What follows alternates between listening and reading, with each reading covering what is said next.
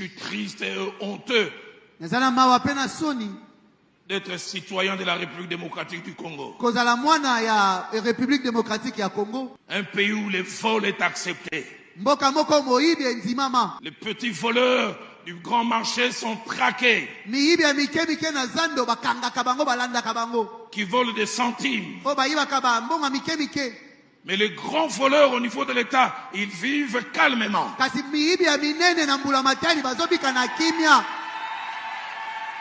Et ce qui me choque, même de supposés politiques chrétiens,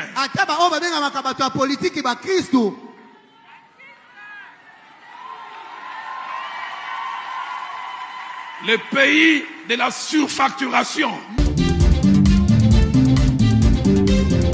Un communiqué officiel à la suite de la prédication de Roland Dallot, et nous voudrons dénoncer tout ce qui est mauvais et demander aux serviteurs du peuple congolais de pouvoir annuler et intervenir pour corriger tout ce qui est mauvais. Roland Dallot vient de dire dans sa prédication qu'il a honte d'être congolais. Je suis triste et honteux d'être citoyen de la République démocratique du Congo.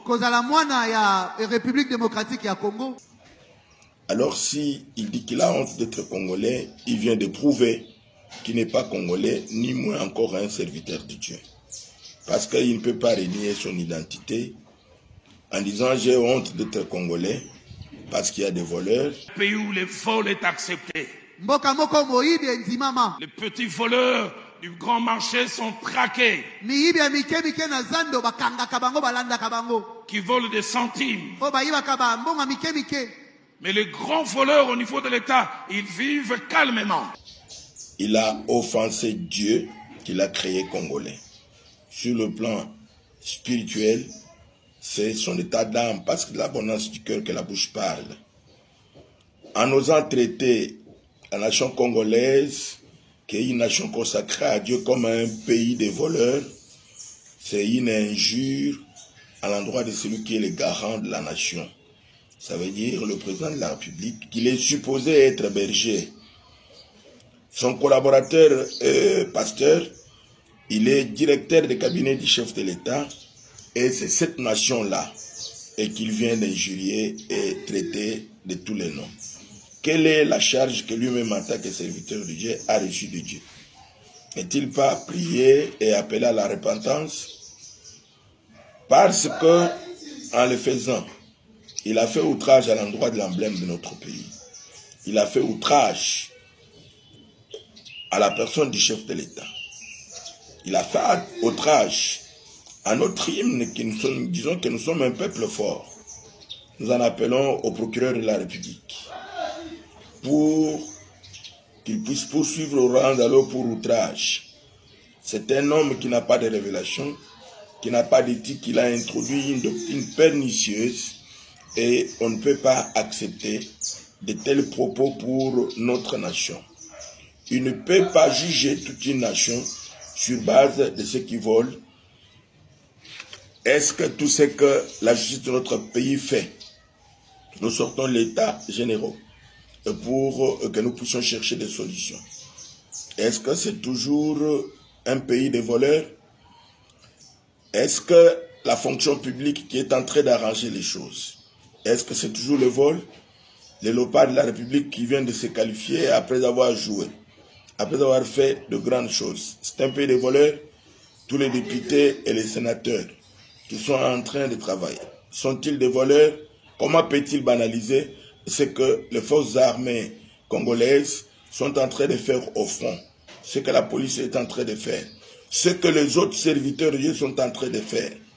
Comment quelqu'un qui prétend parler au nom de Dieu peut-il maudire les familles de voleurs, maudire leurs bureaux où les dossiers sont traités et les dossiers des membres de son église qui l'applaudissent et qui sont en train de crier, en train de se réjouir?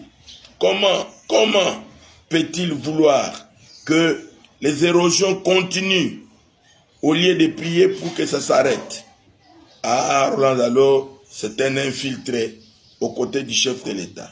Comme il a toujours fait, il n'a jamais reconnu, il n'a jamais reconnu tout ce que le chef de l'État est, tout ce qu'il est. Et pourtant, on le fait toujours passer devant et on donne toujours la possibilité à son église d'avancer, de recevoir tout. Mon épouse est là et d'autres peuvent témoigner. Je ne mange pas à cause de cette personne-là. Ça fait 6 ans que je le côtoie, je ne lui ai jamais demandé l'argent. Et je ne le demanderai jamais. Ce n'est pas l'évangile que Jacques-André Vernon m'a appris. Alors notre pays, la RDC, n'est pas un pays de voleurs. S'il dit que c'est un pays de voleurs, donc il se reconnaît lui-même voleur. Le pays de la surfacturation. Telle route, on doit faire à 1 million à Tabayi Baka. Alors s'il se reconnaît voleur et parmi les voleurs, nous, en tant que serviteurs du Dieu Tout-Puissant, nous disons que s'il y a des voleurs, Dieu leur accordera la possibilité de se repentir. Qu'est-ce que Roland Dallot et son église donnent-ils comme conseil à leurs fidèles? Se trouve être le président de la République, la première dame et son directeur de cabinet. Roland Dallot, vous poussez trop loin votre bouchon.